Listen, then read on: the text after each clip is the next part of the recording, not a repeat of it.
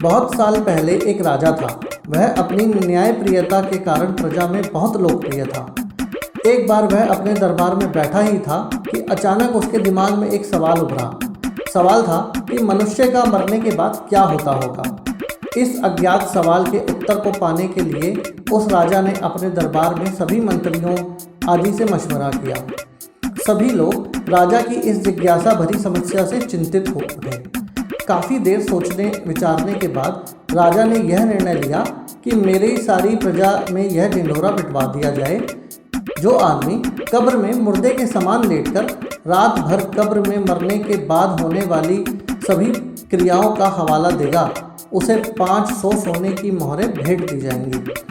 राजा के आदेश अनुसार सारे राज्य में उक्त ढिंढोरा पिटवा दिया गया।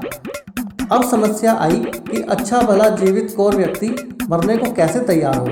आखिरकार सारे राज्य में एक ऐसा व्यक्ति इस काम को करने के लिए तैयार हो गया।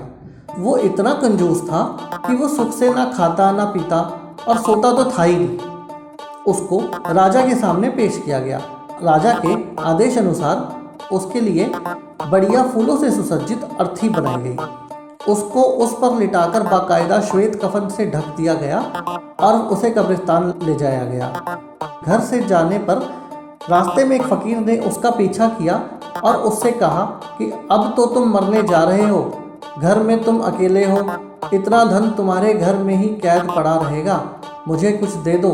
कंजूस के बार बार मना करने पर भी फकीर ने कंजूस का पीछा नहीं छोड़ा और बराबर कुछ मांगने की रट लगाए रहा।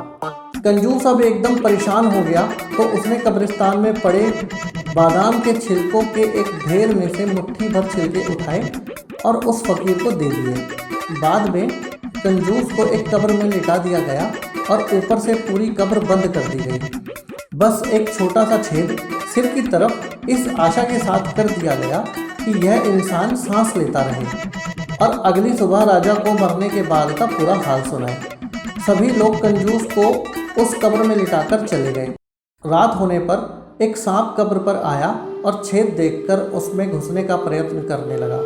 यह देखकर कब्र में लेटे कंजूस की घबराहट का ठिकाना ना रहा। सांप ने जैसे ही घुसने का प्रयत्न किया तो उस छेद में बादाम के छिलके आड़ बनकर आ गए। सुबह होते ही राजा के सभी नौकर बड़ी जिज्ञासा के साथ कब्रिस्तान आए और जल्दी से कब्र को खोदकर कंजूस को निकाला। मरने के बाद क्या होता है, यह हाल सुनने के लिए कंजूस को राजा के पास चलने को कहा। कंजूस ने राजा के नौकरों की बात को थोड़ा भी नहीं सुना।